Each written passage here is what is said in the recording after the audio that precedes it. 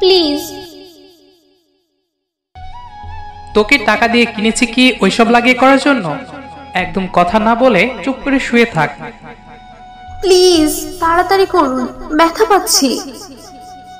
আমি আর ব্যথা সহ্য করতে না পেরে কান্না করে দিলাম, আর উনি ওনার ইচ্ছা মতো আমাকে ভোগ করতেই লাগলো। আর করবেই না কেন, তিনি তো টাকা দিয়ে আমাকে কিনে নিছে 2 ঘন্টার জন্য। আরো কিছুক্ষণ তিনি আমাকে ভোগ করার পর আমার শরীরের ওপর ওনার শরীর এলিয়ে দিলেন। আমার ঠোঁটজোড়া ওনার ঠোঁট দিয়ে আঁকড়ে ধরলো আর আমার ঠোঁটজোড়া চুষতে লাগলেন। আমি কিছু উপায় না পেয়ে তার সাথে রেসপন্স দিতে লাগলাম, কারণ আমি এখন তার কাছে টাকায় বিক্রি হয়ে আছি। আর হাত দিয়ে তিনি আমার সারা শরীর স্লাইড করতে লাগলেন। আমার খুব বিরক্ত লাগতেছিল, কিন্তু কিছু করার নেই। মুখ বুঝে সব সহ্য করে নিতে হচ্ছে। আজ প্রথমবার শারীরিক সম্পর্ক করতেছি শুধু টাকার জন্য। জীবনে কখনো ভাবতে পারিনি টাকার জন্য নিজ ইচ্ছায় নিজের সবকিছু থেকে মূল্যবান জিনিসটা বিক্রি করতে হবে। প্লিজ, এখন আপনার দেওয়া সময় আমি আপনাকে দিয়ে দিয়েছি। এখন আমাকে ছেড়ে দিন আর আমার টাকাটা দিয়ে দিন। আর 5 মিনিট সময় দাও, আমি তোমাকে কিছু বকশিশ দিয়ে দিব। না প্লিজ, আমার ভাইয়াকে ডাক্তারের কাছে নিয়ে যেতে হবে, না হলে আমার ভাইয়া বাঁচবে না। এই 5 মিনিটের মূল্য আমার কাছে অনেক। প্লিজ এরকম কিছু করবেন না, আমাকে যেতে দিন। ওহ, এই নাও তোমার টাকা। উনি 10,000 টাকা আমাকে দিয়ে দিলেন, কারণ আগে থেকেই আলাপ করে নিয়েছিল আমাকে 2 ঘন্টা ওনার সাথে সময় কাটালে আমাকে 10,000 টাকা দিবে। আমি ওনার রুমের বাথরুমে গিয়ে একটু ফ্রেশ হয়ে নিলাম, মুখে পানি দিয়ে হাত মুখ ধুয়ে পরিষ্কার করে নিলাম। জামা কাপড় পরে ওড়নাটা ভালোভাবে গলায় দিয়ে পেঁচিয়ে মাথায় ঘোমটা দিলাম, যাতে কেউ বুঝতে না পারে, কারণ উনি অনেক জায়গায় কামড় বসিয়ে দিয়েছেন, সেগুলো স্পষ্ট দেখা যাচ্ছে। আমি বাথরুম থেকে বেরিয়ে এসে দেখি উনি সবকিছু করে রেডি হয়ে আছে, হয়তো কোথাও যাবে। আচ্ছা, আমি তাহলে আসি, ভালো থাকবেন। এই যে শোনেন, প্লিজ যা বলবেন একটু তাড়াতাড়ি বলেন, আমাকে যেতে হবে, নয়তো আমার ভাইয়াটাকে বাঁচাতে পারবো না। এত রাতে একা? আপনি এত সুন্দর একটা মেয়ে একা রাস্তা দিয়ে গেলে তো এলাকার বাজে ছেলেদের খপ্পরে পড়তে পারেন। তাই বলি কি, আপনি আমার সাথে আসেন, আমি আপনাকে গাড়ি করে নামিয়ে দিয়ে আসবো। থাক, লাগবে না, আমি একাই চলে যেতে পারবো। আমার মনে মনে ঠিক ভয় হচ্ছে। বলা তো যায় না, এই রাতের বেলায় কোথাও কখনো বের হইনি, তাই বাজে ছেলেদের খপ্পরেও কোনোদিন পড়িনি। আজকে যদি পড়ি আর আমার ইজ্জতের সাথে সাথে যদি আমার টাকাটা নিয়ে নেয়, তাহলে এই টাকাটাও দিতে পারবো না বাড়িতে। আরে বুঝতেছেন না কেন?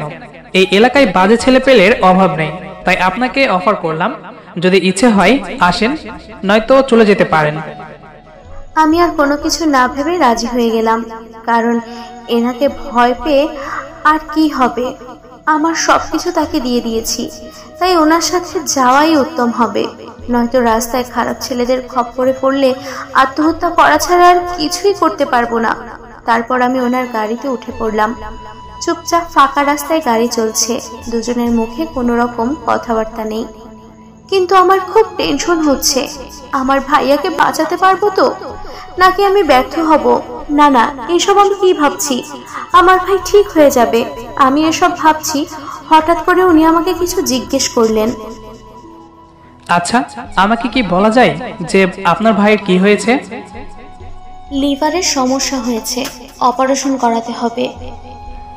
মাত্র 10,000 টাকায় অপারেশন করবেন আপনি কিভাবে?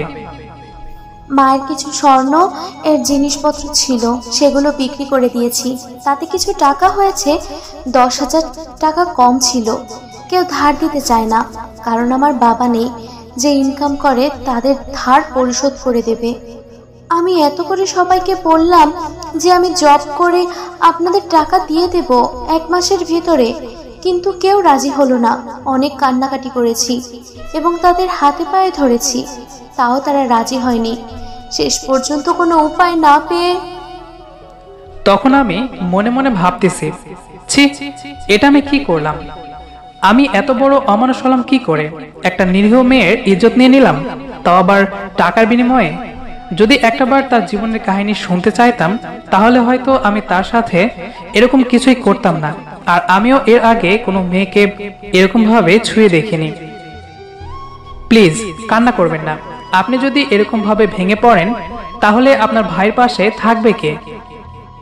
তাও আমি আমার কান্না আটকাতে পারছি না, কান্না করেই যাচ্ছি। কেন জানি আজকে কান্না করতে খুব ভালো লাগতেছে। আপনার দেওয়া ঠিকানা মতো আমি চলে এসেছি। এখন কোন দিকে যাব? সামনে গিয়ে ডানে একটা গলি পাবেন, সেই গলির সামনে আমাকে নামিয়ে দিন। আমরা এসে গেছি। এটাই কি আপনার সেই গলি? হ্যাঁ, এটাই আমার বাসা। আর আপনাকে অনেক অনেক অনেক ধন্যবাদ আমাকে এরকম উপকার করার জন্য। আচ্ছা, আপনার ভাইকে কোন হসপিটালে ভর্তি করা হয়েছে? কুড়িগ্রাম সেবা ক্লিনিক। আচ্ছা, আপনার ভাইয়ের নামটা বলবেন প্লিজ? কেন বলুন তো, আপনি আমার বিষয়ে এত জানতে চাচ্ছেন? আরে বলেন না, এমনি শুনলাম আর কি। নাম কি আপনার ভাইয়ের? মিলন। আচ্ছা, আপনি বাসায় যান। আমি আমার বাসায় চলে যাচ্ছি, একটু ইম্পর্টেন্ট কাজ আছে তো, নয়তো আপনাকে বাসা অবধি দিয়ে আসতাম। আরে লাগবে না, এই তো সামনে আমার বাসা। আচ্ছা ঠিক আছে, বাই। তারপর উনি দূরে চলে গেলেন আর আমি আমার বাসার ভেতরে প্রবেশ করলাম। বাসার ভেতরে প্রবেশ করে দেখি মা খাবার টেবিলে বসে আছে, হয়তো আমার জন্য অপেক্ষা করতেছে। মা, মা, তুমি এখনো ঘুমাওনি? এভাবে বসে আছো কেন? খাবার খেয়েছো? তোর আগে কি আমার খাবার গলা দিয়ে নামে? তোর আগে কি আমার খাবার গলা দিয়ে নামে? উফ মা, তুমি এই অসুস্থ শরীর নিয়ে এখানে বসে থাকার কি আছে? অনেক রাত হয়েছে, এখন চুপচাপ আয়, খেয়ে নে। তারপর মায়ের সাথে খাওয়া দাওয়া শেষ করলাম। কি রে মা, টাকার জোগাড় করতে পেরেছিস? হ্যাঁ মা, এই যে নাও টাকা। কালকে সকালে হসপিটালের ডাক্তারকে জমা দিয়ে আমার ভাইয়ের অপারেশনটা করিয়ে নেব। একটু মুচকি হাসিতে দিয়ে মার সাথে কথাটা বললাম। মা যদি সত্যিটা জানতে পারে তাহলে আমাকে কখনোই মেনে নেবে না। তোর বাপ নেই, তাই তোকে এত কষ্ট করতে হচ্ছে, দিন নেই রাত নেই।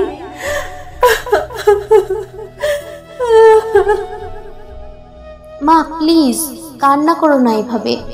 তুমি তো জানো তোমার চোখের পানি আমার সহ্য হয় না। আচ্ছা এখন খেয়ে ঘুমিয়ে পড়, অনেক রাত হয়েছে, আজকে অনেক খাটাখাটনি করেছি। আজকে তোর বুঝি অনেক ধকল গেছে, এখন তাড়াতাড়ি গিয়ে ঘুমিয়ে পড়, রেস্ট নে, কালকে সকালে আবার হসপিটালে যেতে হবে।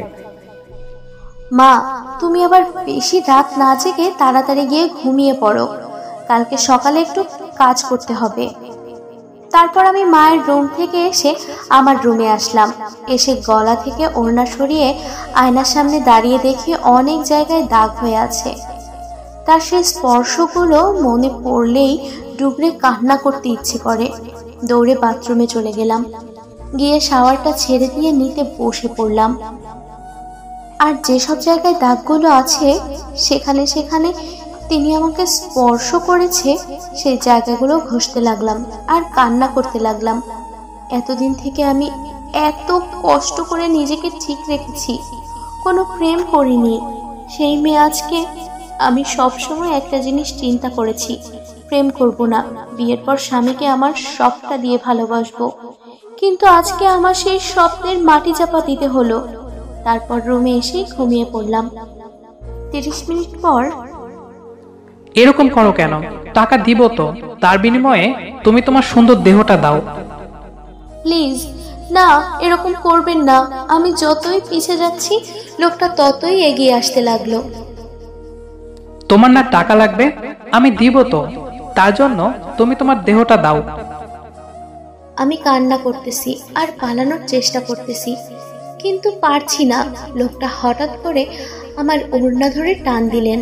আমি খুব জোরে চিৎকার দিলাম আর তখনই আমার ঘুম ভেঙে গেল। ও, তার মানে আমি স্বপ্ন দেখতেছিলাম এতক্ষণ। কি রে মা, কি হয়েছে? কিছু না আম্মু। চিৎকার করলে যে?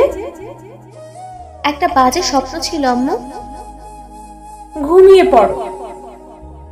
আমার গা কেমন শিউরে উঠতে লাগলো। আমার খুব ভয় হচ্ছে, যদি লোকটা সবাইকে বলে দেয় যে আমি দেহ বিক্রি করি তখন। না, আমি এসব কি ভাবছি? সব বাজে চিন্তা। আমি আর কিছুই ভাবতে পারছি না। মাথা ব্যথা করতেছে, তাই ঘুমানোর চেষ্টা করতে লাগলাম। কখন যে ঘুমিয়ে গেছি মনে নেই। সকালবেলা, আম্মু সকাল হয়ে গেছে, ওঠো। ও, টের পাইলাম না আজকে। তোমাকে কালকে রাতেই বলেছি বেশি রাত জাগবে না। তুমি হয়তো রাত জাগছো নিশ্চয়ই, তার জন্য তোমার সকাল সকাল ঘুম ভাঙছে না। পাগলি মেয়ে কোথাকার।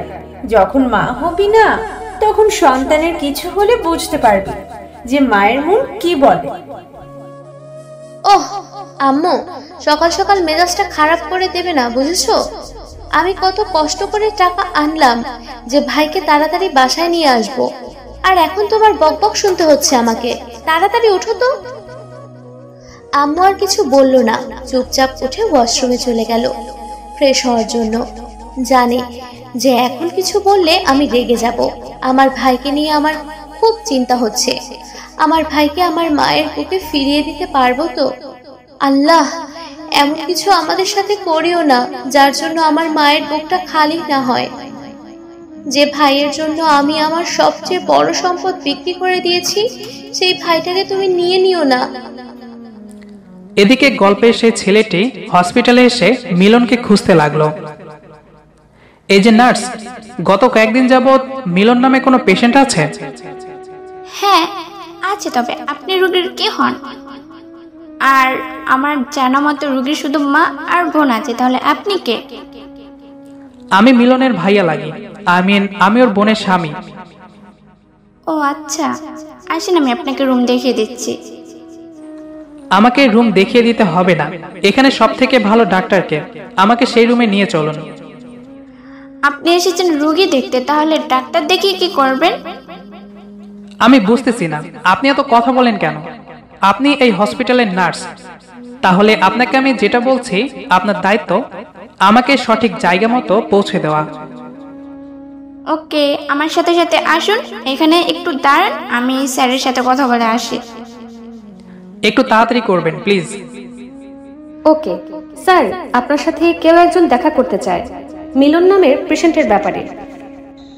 আচ্ছা, পাঠিয়ে দেন, দেখি কে তিনি। তারপর নার্স বাইরে এসে অচেনা লোকটাকে ভেতরে পাঠিয়ে দিলেন। জি বলুন, আমি আপনার জন্য কি করতে পারি? আপনাদের হসপিটালে যে মিলন নামের রোগী ভর্তি আছে তার অপারেশন করুন এখন, আর যত টাকা লাগবে আমি দিব। কিন্তু আপনি কে, আর আপনি মিলনের জন্য এত টাকা দিচ্ছেন বা কেন? আমি তো আপনাকে চিনলাম না। আর এই রোগীকে যে ভর্তি করিয়াছে, আমার জানা মতে তার মা আর বোন আছে, আর কেউ নেই। তাহলে আপনি কে? আমি রোগীর দুলা ভাই। এখন কত টাকা লাগবে বলুন, আমি চেক দিয়ে দিচ্ছি। আর এখানে যে আমি এসেছি, আমি টাকা দিয়েছি অপারেশন করার জন্য, এসব কাউকে বলবেন না। শুধু বলবে একজন অচেনা মানুষ এসে দিয়ে গেছে, কারণ আমাদের মাঝে এখন একটু ঝামেলা চলছে, তাই এসব গোপন রাখাই ভালো। আমি চাই না ছেলেটার কিছু হোক, আর ছেলেটার কিছু হয়ে গেলে আপনার হসপিটালে আর কখনো রোগী আসবে না, এটা মাথায় রাখবেন। আপনি কি আমাকে ভয় দেখাচ্ছেন নাকি হুমকি দিচ্ছেন, কোনটা? আমি আপনাকে কোনোটাই দিচ্ছি না। প্লিজ কাজটা করুন তাড়াতাড়ি, নয়তো ছেলেটাকে না বাঁচালে তার পরিবারের কি অবস্থা হবে একটু ভেবে দেখেছেন? তার মায়ের কোল খালি হয়ে যাবে। জি, আমি সব ব্যবস্থা করতেছি। আপনি অ্যাকাউন্টে টাকা জমা দিয়ে আসতে পারেন। আর হ্যাঁ, এখানে একটু বলে দেন। ওকে, আমি আপনাদের সাথে ফোনে কন্ট্যাক্ট করব, কিন্তু এই কথাটা ওনাদের কাউকে বলবেন না। ওকে। আম্মু একটু জলদি করো, লেট হয়ে যাচ্ছে তো। এই তো আমি রেডি, চল। যখনই হাঁটতে যাব তখনই ব্যথা অনুভব করলাম, কারণটা বুঝলাম না। আমি তো কাল পর্যন্ত ঠিক ছিলাম এবং আজ সকালে উঠেছিলাম, তাহলে এমন ব্যথা হচ্ছে কেন? কথাগুলো মেয়েটি বলল। কি রে মা, এভাবে হাঁটছিস কেন? পায়ে ব্যথা পাইছো? না, আমি ঠিক আছি, তুমি চলো তো। আজকে তোর বাবা নেই বলে তোর উপর দিয়ে বড় ঝড় বয়ে যাচ্ছে, তাই না? খুব কষ্ট হচ্ছে তোর, তাই না রে মা? ওহ মা, তুমি সবসময় বেশি বোঝো। আমি কিছু বললে তুই রেগে যাস কেন বুঝি না। আমাকে তো বলবি তোর কি হয়েছে, তাই না? আমার কিছু হয় নাই, তুমি আমাকে নিয়ে চিন্তা করো না। আর লেট হয়ে যাচ্ছে এমনিতেই। তারপর আম্মু সহ আমি একটা রিক্সা ভাড়া করে হসপিটালে চলে আসলাম। আম্মু তুমি যাও, আমি রিক্সা ভাড়া মিটিয়ে আছি। ওকে, তাড়াতাড়ি আসবি। তারপর রিক্সাওয়ালাকে 50 টাকা দিলাম, তাকে ধন্যবাদ জানালাম সঠিক সময় পৌঁছে দেওয়ার জন্য। রিক্সাওয়ালা কিছু না বলে সুন্দর একটা হাসি দিয়ে চলে গেলেন। আমি হাসপাতালে ঢুকে দেখি আম্মু নার্সের সাথে তর্ক করতেছে, কিন্তু বিষয়টা কি বুঝলাম না। বিষয়টা ঠিক মতো বুঝতে আমিও ওখানে চলে আসলাম। কি হয়েছে আম্মু, এরকম তর্ক করতেছো কেন ওনার সাথে? দেখ না রে মা, নার্স কি বলতে চাইছে। আচ্ছা কি হয়েছে আমাকে একটু বলবেন প্লিজ? আপনার ভাইয়ের এখন অপারেশন চলতেছে। কি অপারেশন চলতেছে মানে? আমি বেশ অবাক হলাম যে ডক্টর টাকা ছাড়া আমার ভাইকে হসপিটালে নিতে যাচ্ছিল না, সেই ডক্টর আমার ভাইকে ফ্রি অপারেশন করবে। এটা কিভাবে হতে পারে? আমি অবাকের উপর অবাক হচ্ছিলাম, কারণ আমার স্বামী, আমার তো এখনো বিয়েই হয়নি, আমার স্বামী আসবে কোথা থেকে? আর তার থেকে বড় কথা হলো লোকটা কে হতে পারে? আপনার কি মাথা গেছে নাকি? আমাকে দেখে মনে হয় আমি বিবাহিত মহিলা। আমি অনেকবার লোকটাকে জিজ্ঞেস করেছিলাম পেশেন্টের কি হন। লোকটা বেশ গভীরভাবে আমাকে ধমক দিয়ে বলে, তোমাকে যেটা করতে বলছি সেটাই করো। বাহ বাহ, আপনাকে ধমক দিল আর আপনি সোজা সাপটা মেনে নিলেন? আমাদের একটু জানানোর প্রয়োজন বোধ করলেন না? দেখুন, আমি এত কথার উত্তর দিতে পারবো না। লোকটা ডক্টর অমল স্যারের সাথে কথা বলেছে আর 3 দিন এখন আপনার ভাইয়ের অপারেশন করতেছে। ওনার সাথে এভাবে বকাঝকা না করে চলো না অপারেশন থিয়েটারের সামনে গিয়ে বসি। ডক্টর সাহেব বের হলে তার সাথে কথা বলে দেখি আসলে বিষয়টা কি। আমার ভাইয়ের যদি কিছু হয় না, আমি আপনাদের বিরুদ্ধে মামলা করব। চুপ থাক, এইসব কথা বলতে নেই। আল্লাহকে ভয় কর, আল্লাহকে ডাক, আল্লাহ যা চাইবে তাই হবে। তারপর আম্মু আমাকে টেনে অপারেশন থিয়েটারের সামনে চেয়ারে নিয়ে গিয়ে বসালো। এত টেনশন করিস না তো, যেটা ভাগ্যে আছে সেটাই হবে। আমি ঠিক বুঝতে পারতেছি আম্মু যতই আমাকে টেনশন মুক্ত থাকতে বলছে, কিন্তু আম্মু নিজেই অনেক টেনশনে আছে। আসলে মায়েরা কখনো সন্তানের অমঙ্গল চায় না।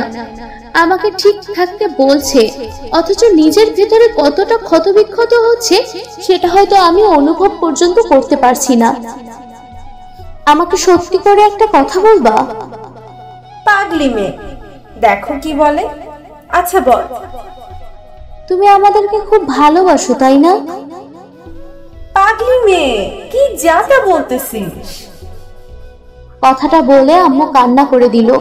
আমি স্পষ্ট বুঝতে পারতেছি আম্মুর মনের ব্যথা কতটা।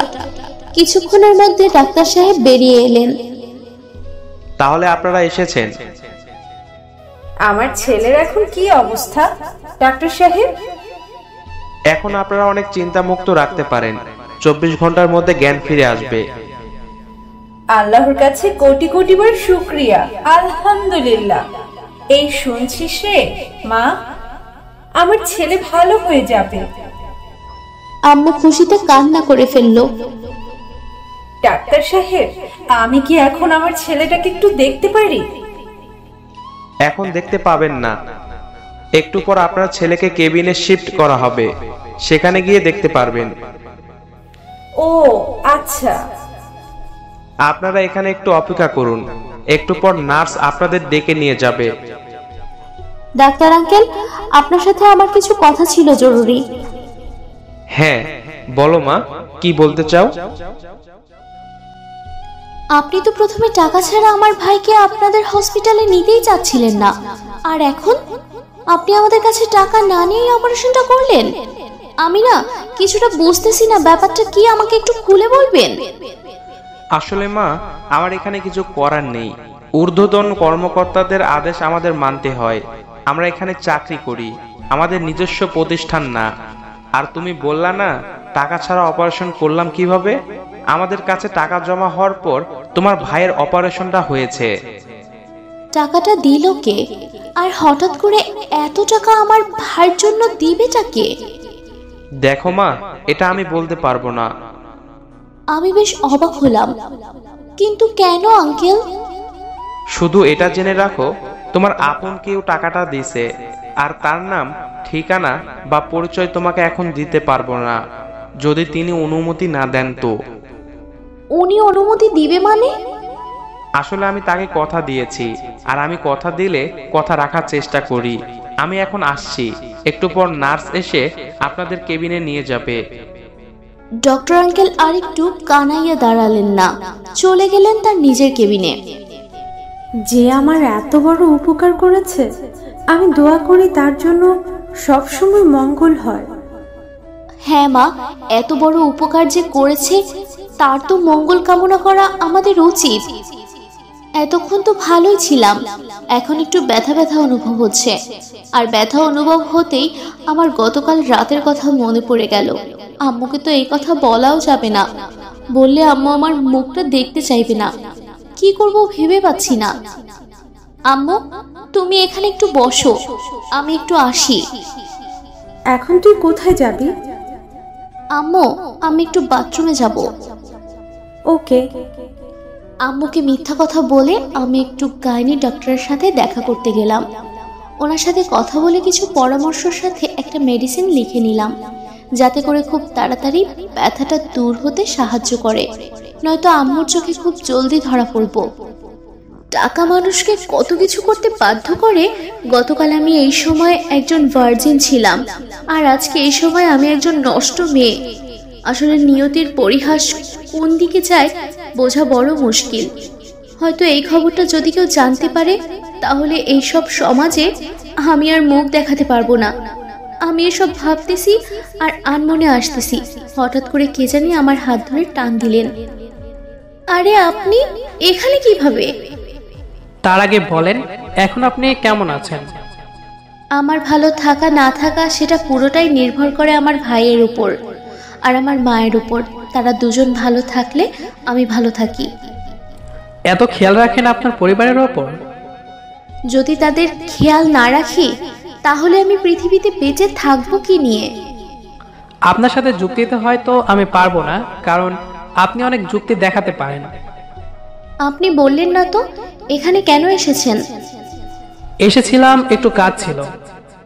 ওহ আচ্ছা, আপনি কি আবারও টাকার জন্য দেহ বিক্রি করবেন? কেন, কিনবেন বুঝি? সেরকম কিছু না। আপনি মনে হয় নিত্য নতুন দেহর স্বাদ ভোগ করতে খুব পছন্দ করেন। আমি কি একবারও ওই কথা বলেছি যে আমি মেয়েদের দেহকে খুব পছন্দ করি? না, তা বলেননি, কিন্তু আপনি যেহেতু আবার জিজ্ঞেস করতেছেন, তাই ভাবলাম আপনি হয়তো নিত্য নতুন দেহকে খুব পছন্দ করেন। আচ্ছা, আপনি এইরকম উদাসী কথাবার্তা বলেন কেন? কই, আমার কথা তো উদাসীন মনে হচ্ছে না। তাহলে আপনার কাছে মনে হওয়া কারণটা কি? উফ, আপনার ফোন নাম্বারটা দিন তো। সরি, আমি অপরিচিত কাউকে আমার ফোন নাম্বার দিই না। দেখুন, ভালোই ভালোই বলছি, ফোন নাম্বারটা দিয়ে দিন। আজব তো, আপনি এসব কি বলতেছেন? আমি তো আপনাকে চিনি না, আপনাকে আমার ফোন নাম্বার দেব কেন? আমি কিছু শুনতে চাই না, আমি শুধু আপনার ফোন নাম্বারটা চাইছি, আর আপনি সোজা সাপটা দিয়ে দেন, নয়তো। না হয় আমি আপনার কাছে ভুল করে আমার দেহটা বিক্রি করে দিয়েছি, তাই বলে কি আমি আপনার কাছে আমার সবকিছু বিক্রি করে দিয়েছি? আমার চিন্তা ভাবনা, আমার ইচ্ছা অনিচ্ছা সবকিছু? যদি বলি তাই? এরকম আজব কথাবার্তা বলা বাদ দিন, আর আপনি এখান থেকে আসতে পারেন। ভালোভাবে কথাটা বললাম, তাই গায়ে লাগছে না। এখন কি আমি খারাপ ব্যবহার করবো আপনার সাথে? আশ্চর্য, আপনি এরকম করতেছেন কেন, তাও আবার এরকম একটা হসপিটালে? আমি আপনার ফোন নাম্বার চাইছি, আপনি ফোন নাম্বারটা দিলে আমি এখান থেকে চলে যাব। না, আমি আপনাকে আমার ফোন নাম্বার দিতে পারবো না। ভেবে বলছেন তো? হ্যাঁ। আমি ওখান থেকে চলে আসতে নিলেই লোকটা আমার হাত টেনে ধরে। কি হলো, এরকম অভদ্রতার মতো কাজ করতেছেন কেন? উনি কিছুই না শুনে শুধু আমাকে ওনার কাছে টেনে নিচ্ছে। উফ, আপনি কিন্তু এটা মোটেও ঠিক করছেন না, এটা হসপিটাল। আমার কথাগুলো মনে হয় ওনার মাথার উপর দিয়ে চলে যাচ্ছে, তার কান অবধি মনে হয় পৌঁছাচ্ছে না। ওনার বুকের সাথে আমাকে একদম মিশিয়ে নিলেন। আমি কিন্তু এবার চিৎকার করতে বাধ্য হব। উনি তাও কিছু বলছেন না, ওনার মতো উনি কাজ করেই যাচ্ছেন। একবার পিঠে স্লাইড করতেছে তো একবার পেটে স্লাইড করতেছে। আমার একদম অসহ্য লাগতেছে। আমি তো ব্যথার জন্য দাঁড়িয়ে থাকতে পারতেছি না, কোমর ব্যথা বেড়েই চলেছে। আপনি কি পাগল হয়ে গেছেন নাকি? উনি তাও কোনো কথা বলতেছেন না।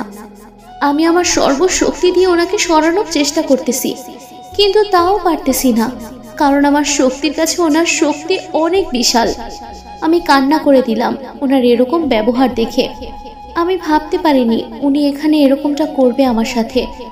আমার কান্নার শব্দ শুনে উনি আমাকে ছেড়ে দিয়ে কিছুটা দূরে গিয়ে দাঁড়ালেন।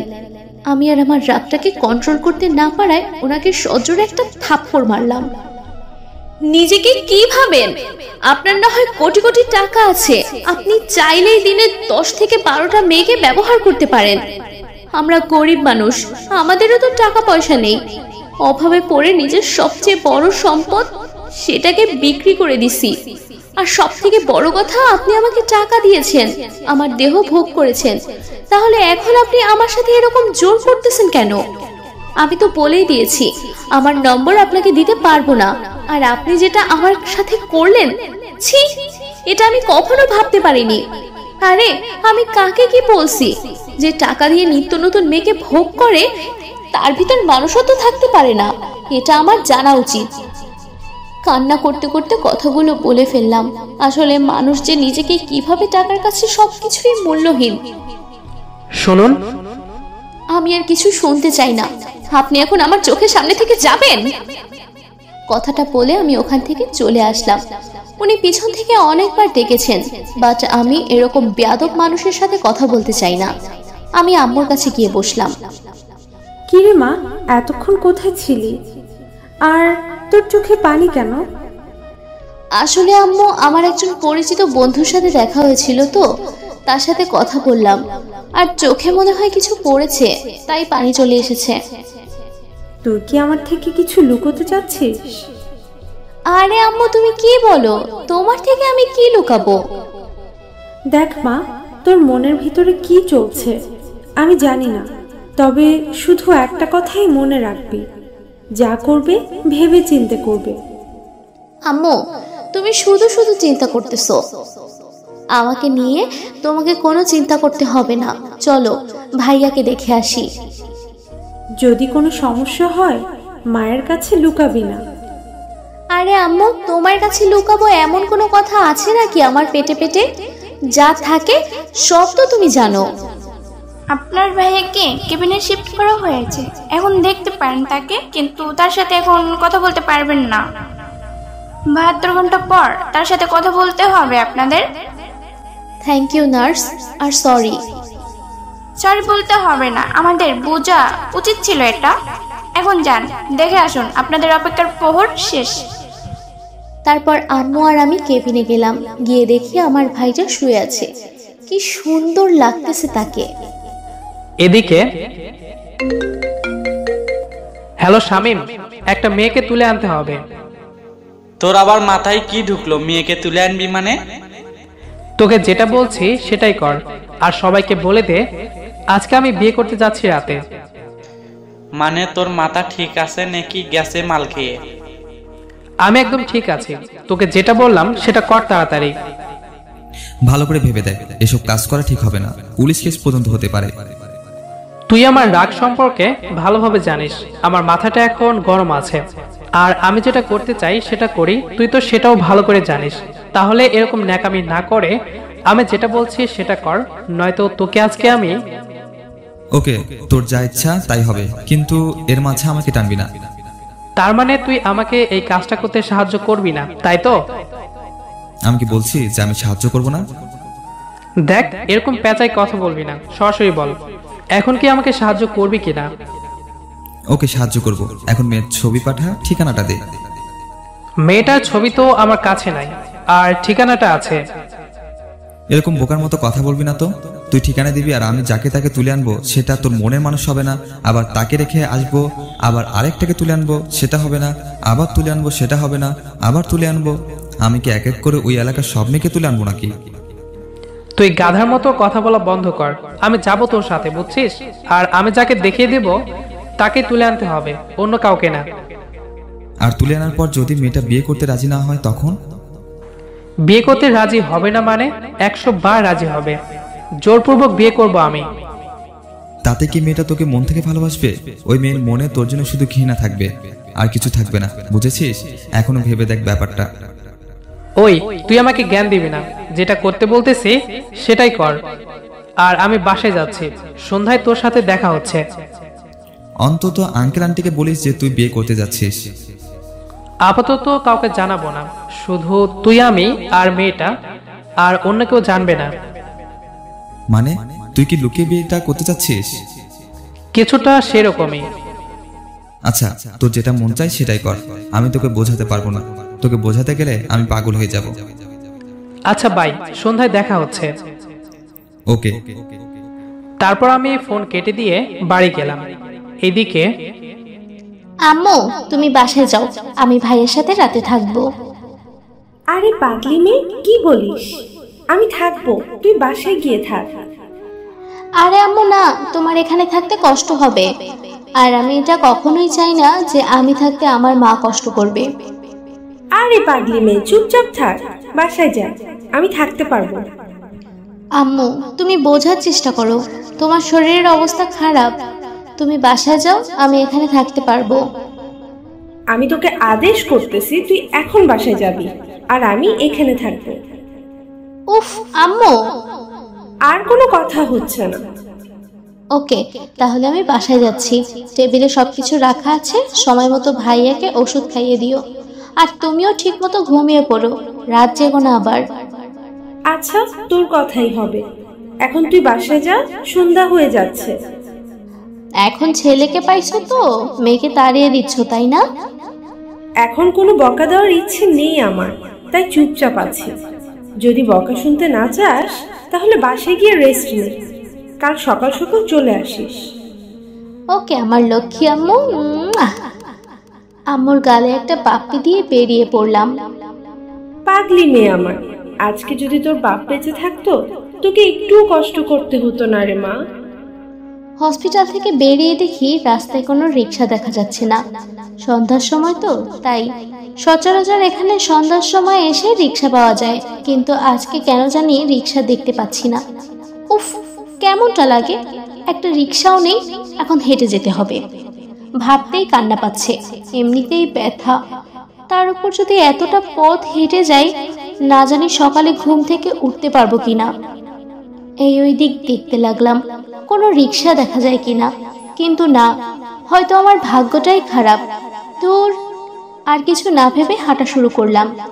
দেখি সামনে গিয়ে রিক্সা পাই কিনা। রাস্তার এক সাইড দেখতে যাচ্ছি, তার রাস্তা দিয়ে কত রঙের গাড়ি চলাচল করতেছে। সন্ধ্যার সময় তো, তাই পরিবেশটা একটু মজাদার লাগছে। আমার কাছে ইচ্ছে করতেছে আমি এই প্রকৃতির সাথে মিশে যাই, তাহলে থাকবে না কোনো কষ্ট, থাকবে না কোনো দুঃখ। আসলে মানুষ এমন একটা প্রাণী যাকে সবকিছুর সাথে মানিয়ে চলতে হয়। শত কষ্টের মাঝেও নিজের জীবনকে বাঁচিয়ে রাখতে প্রতিনিয়ত আমরা কত কিছুই না করতেছি, শুধু ভালোভাবে বেঁচে থাকার জন্য আর শান্তিতে দুবেলা দুমুঠো ভাত খাওয়ার জন্য। আমরা মানবজাতি কতই আজব, তাই না? কিছু কিছু বড় লোক আছে যারা গরিবদের পেটে লাথি দেয়। হয়তো আমি যেমন দরিদ্রতার কারণে জমা সব থেকে বড় সম্পত্তি বিক্রি করে দিয়েছি, পতিতালয়ে যে মেয়েগুলো আছে তারা হয়তো পেটের দায়ে এইসব কাজ করতে বাধ্য হয়। আসলে প্রতিটা পতিতা নারীকে জিজ্ঞেস করলে তার অতীতটা জানতে চাইলে তার মুখ থেকে শুনতে হবে নানা করুণ কাহিনী, যেটা আপনার মনকে নাড়া দিতে বাধ্য করবে। আনমনে এসব ভেবেই যাচ্ছি আর রাস্তার এক সাইডে হেঁটে যাচ্ছি। হঠাৎ করে একটা গাড়ি আমার সামনে এসে দাঁড়ালো। আমি অনেকটা ভয় পাইছি। হঠাৎ করে এরকম গাড়ির সামনে এসে দাঁড়াইছে তো, তাই বুকে একটু থুথু দিলাম। গাড়ি থেকে দুজন মুখোশ পরলোক নেমে পড়ল। আমি পরিবেশটা বুঝতে পারলাম, তাই দৌড় দিতে যাব, তখন ওই লোক দুটো আমাকে ধরে ফেললেন। প্লিজ আমাকে ছেড়ে দিন, আমি তো আপনাদের কোনো ক্ষতি করিনি। আর জোরে জোরে চিৎকার করতে লাগলাম, বাঁচাও বাঁচাও বাঁচাও, কে কোথায় আছে, আমাকে একটু সাহায্য করো। কিন্তু কেউ আমার চিৎকারে সাড়া দিল না। লোক দুটো আমাকে গাড়িতে তুলে নিলেন। আমি গাড়িতে অনেক চিৎকার করতে লাগলাম এবং বাইরের মানুষকে ডাকতে লাগলাম, আমাকে বাঁচাও। এখন কি করব? এরকম করে চিৎকার করতে লাগলে তো পুলিশের হাতে ধরা খেয়ে যাবো আমরা। ওই কাপড়টা দে, আর ওর মুখে কাপড়টা ভালোভাবে বেঁধে দে, যাতে যেন আওয়াজ বের না হয়। দ্বিতীয় লোকটা কণ্ঠটা আমার কেমন জানি চেনা চেনা লাগতেছে। আমার দুপুরকার ঘটনাটা মনে পড়ে গেল। তাহলে কি? না, এটা হতে পারে না, কখনোই না। একটা লোক এতটা খারাপ হতে পারে না। চিন্তায় আমার মাথা ফেটে যাচ্ছে। আমার সাথে এখন কি হতে যাচ্ছে? হয়তো আজকের পর আমি এই পৃথিবীতে নাও থাকতে পারি। আসলে গরিব মানুষদের বেঁচে থাকা আর না থাকা দুটোই সমান। তারপর আমাকে কালো কাপড় দিয়ে মুখ বেঁধে দিল। আমি আর কোনো রকম শব্দ করতে পারতেছি না, শুধু উহ আহ শব্দ বের হচ্ছে মুখ দিয়ে। আর গাড়িটা প্রচুর গতিতে চলতেছে, মনে হচ্ছে যে কোনো সময় অ্যাক্সিডেন্ট হবে। আমার হাত এমন ভাবে বেঁধেছে, খুব ব্যথা হচ্ছে। ব্যথা সহ্য করতে না পেরে কান্না করে দিলাম। কান্না করা ছাড়া আমার আর কোনো উপায় হচ্ছে না। কি করব? আমার তো জীবনটাই শেষ। আজকের পর হয়তো আমি কালকে সকালে সূর্য দেখতে পাবো না। আমি মারা গেলে আমার মা আর ভাইটাকে কে দেখবে? এটা মনে পড়তেই আমার বুক ফেটে যাচ্ছে। কি হবে আমার মা আমার ভাইয়ের? কিছুক্ষণ পর গাড়িটা দাঁড়ালো। ভেতরে সবকিছু রেডি আছে, তুই ভাবিকে নিয়ে আয়। জলদি ভেতরে যা, সবাইকে বল কোণে এসে গেছে, আর কাজীকে বল সবকিছু রেডি করতে। এসব ওনারা কি কথাবার্তা বলছেন? কাজী, বিয়ে, কোণে, আমার তো সব মাথার উপর দিয়ে যাচ্ছে। এখানে আবার কার বিয়ে হতে যাচ্ছে? আর আমাকে যদি বিয়ে বাড়িতে নিয়ে আসবে, তাহলে এইভাবে বেঁধে তুলে আনতে যাবে কেন? ভালোভাবে তো আনতে পারতো। না, নিশ্চয়ই এখানে কোনো রহস্য আছে, না হলে আমাকে এভাবে নিয়ে আসতে যাবে কেন? আর ভাইয়াটা পুলিশের ভয় পাচ্ছেন কেন? না, আর কিছু ভাবতে পারছি না। এসব কি হচ্ছে আমার সাথে? একদিকে তো আমার মা আর ভাইয়ের টেনশনে আমার মাথা ফেটে যাচ্ছে। আমাকে গাড়ি থেকে জলদি নামিয়ে উনি ওনার ঘাড়ে তুলে নিলেন, যেভাবে কিডন্যাপাররা কাউকে কিডন্যাপ করে নিয়ে যায়। আমাকে ঘাড়ে তুলে নিয়ে এত তাড়াতাড়ি তিনি বাড়িটার ভেতর ঢুকে গেলেন। আমার খুব ভয় হচ্ছে। আমি খুব লাফালাফি করতেছি, কিন্তু কোনো প্রকার শব্দ করতেছি না, কারণ আমার মুখ বাঁধা। ভেতরে প্রবেশ করে আমি তো অবাক, কি হতে যাচ্ছে এখানে? আর এসব কি? এখানে দেখতেছি পুরাই বিয়ের ফাংশন। উফ না, আর কিছুই ভাবতে পারছি না। কি হবে আমার সাথে এখানে? কাজী সাহেব, আপনি সবকিছু তাড়াতাড়ি শুরু করুন। আরে বাবা, বিয়ে জিনিসটা একটু ধীরে হয়, তুমি এত তাড়া দিচ্ছ কেন? এই শামীমের বাচ্চা, তুই কাকে নিয়ে এসেছিস? ওনার এইরকম লাগবে, তবে আমি তো ভয় চুপসে গেলাম, কারণ লোকটাকে যখন আমি প্রথম দেখেছিলাম তখন থেকেই ভেবে নিয়েছি এই লোকটা বদমেজাজি। আর তার ব্যবহারগুলো তো আমার জানা আছে, কিরকম ব্যবহার। কাজী সাহেব, আমরা কিন্তু আপনাকে কন্ট্যাক্ট করে এনেছি। আপনি যত তাড়াতাড়ি পারবেন বিয়ের কাজ সম্পূর্ণ করে ওখান থেকে চলে আসবেন। তাই বলে একটা মেয়েকে এইভাবে তুলে এনে আপনারা বিয়ে করতে পারেন না। ওই কুত্তার বাচ্চা, তুই কি আমার হাতে এখানে মরতে চাস, নাকি বেঁচে তোর ছেলে মেয়ের মুখ দেখতে চাস? যদি বেঁচে বাসায় ফিরতে চাস তো তাড়াতাড়ি বিয়ের কাজ শুরু কর, নয়তো তোকে এখানে পুঁতে ফেলবো। আরে বাবারে, এটা দেখি আস্ত একটা ডেভিল। এই লোকটা মনে হয় খুন খারাপিতে তো সেরা। উফ, আমি কেন যে এই কাজটা করতে গেলাম ওই রাতে? না হলে আমাকে কখনোই এরকম কিছু সম্মুখীন হতে হতো না। কাজী সাহেব চুপচাপ বিয়ে পড়াতে লাগলেন। মিয়াজিপাড়া নিবাসী মোহাম্মদ আব্দুস সাত্তারের দ্বিতীয় পুত্র মোহাম্মদ মাহিন আল ইসলাম 1 টাকার দেনমোহর ধার্য করিয়া সরকারপাড়া নিবাসী মৃত মোহাম্মদ সলিম মিয়ার প্রথম কন্যা মোসাম্মদ দীপা সুলতানা বিবাহ বন্ধনে আবদ্ধ করা হইল। বলো মা কবুল। চুপ করে আছি, কারণ এখনো আমার মুখে কাপড় দিয়ে বাঁধা। বলো মা কবুল। আমি এত চিৎকার করে বলতে চাই যে আমি এই বিয়ে করতে পারবো না, কিন্তু আমার মুখ তো বাঁধা, শব্দ বের হচ্ছে না।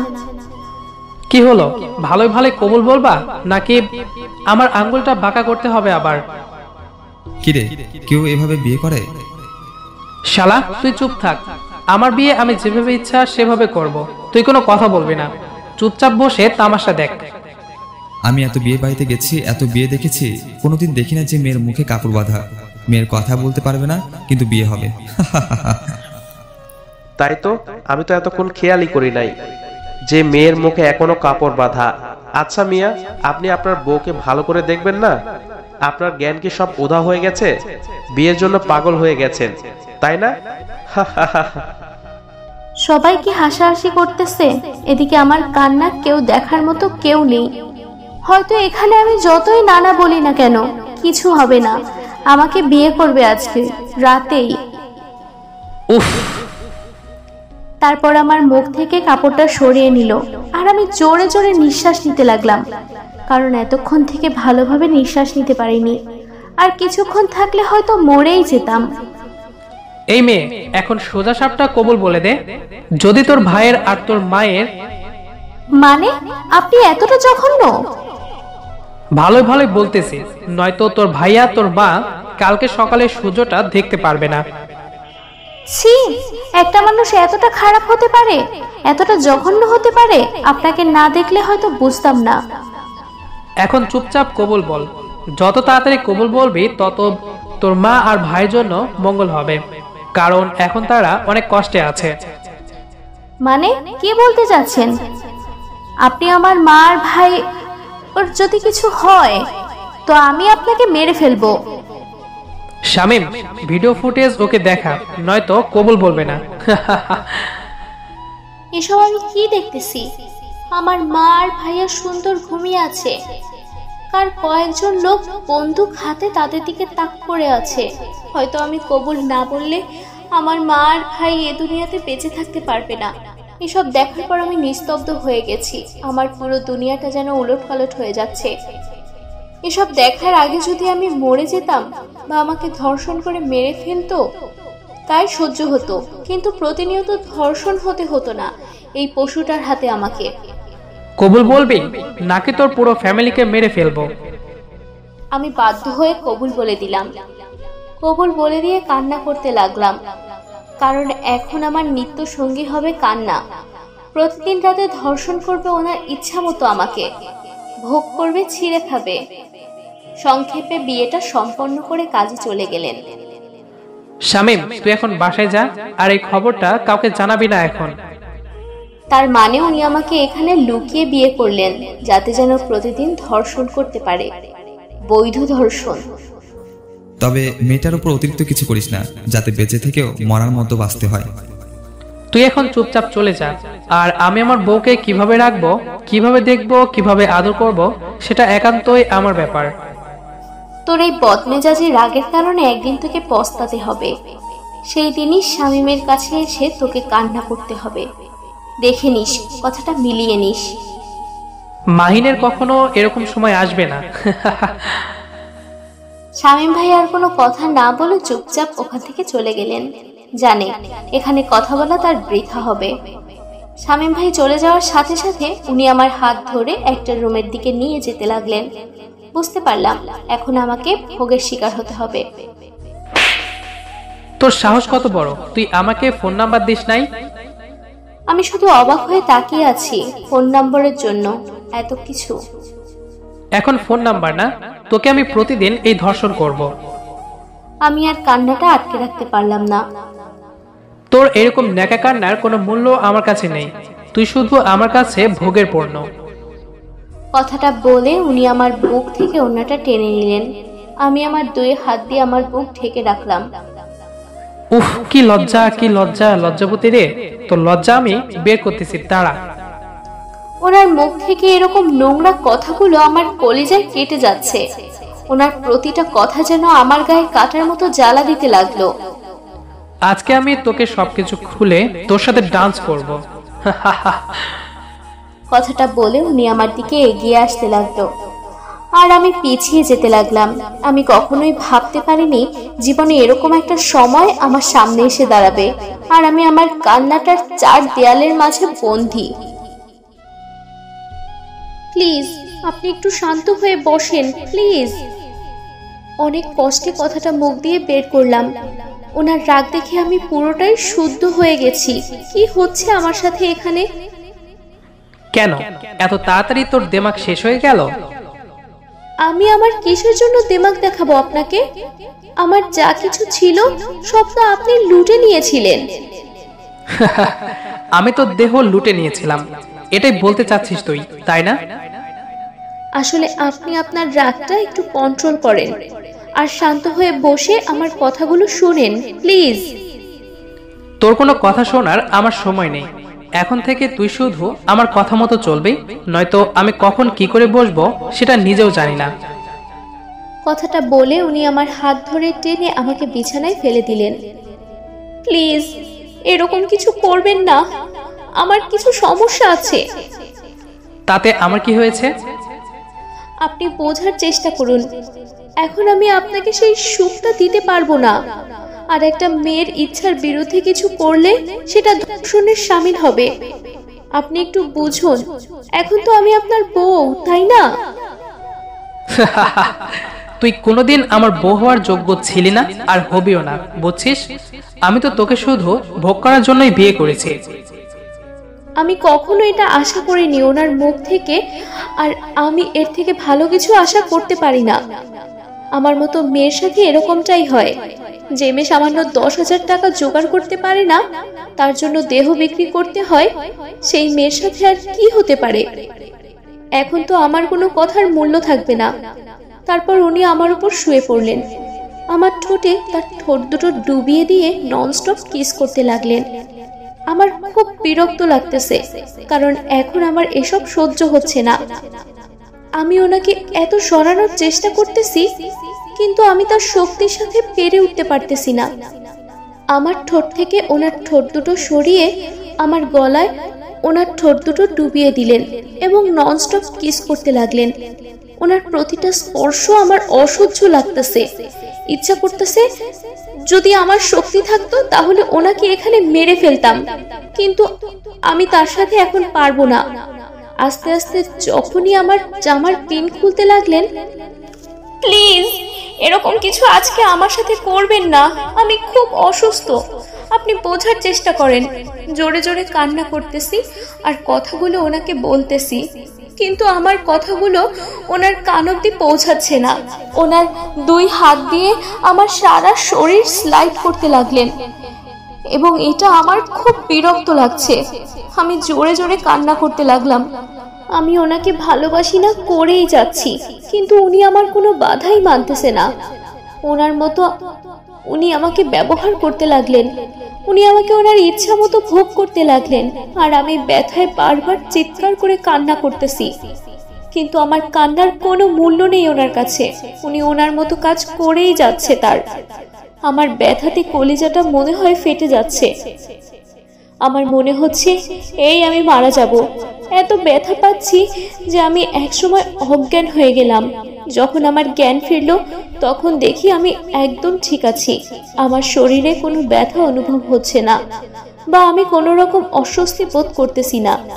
এটা কিভাবে সম্ভব? এত তাড়াতাড়ি আমি এতটা সুস্থ? ঘড়ির দিকে তাকিয়ে দেখলাম রাত 3টা বাজে। আমাকে যখন এই রুমে নিয়ে আসা হয়েছিল তখন রাত 9টা বেজেছিল, আর এখন রাত 3টা বাজে। তার মানে আমি অনেকক্ষণ থেকে ঘুমিয়ে আছি। আমি রুমের চারদিকে তাকিয়ে দেখলাম কোথাও ওনাকে দেখা যাচ্ছে না। ব্যাপার কি? আমাকে একা ফেলে উনি কি চলে গেলেন নাকি? আর আমাকে এখানে এমন ভাবে এনেছে, আমি রাস্তাঘাট কিছু চিনি না। এখন আমি কোথায় যাব? আমি শরীরের দিকে তাকিয়ে দেখি আমার শরীরে শুধু একটা চাদর মোড়ানো, আর কিছুই নেই। এটা দেখেই আমার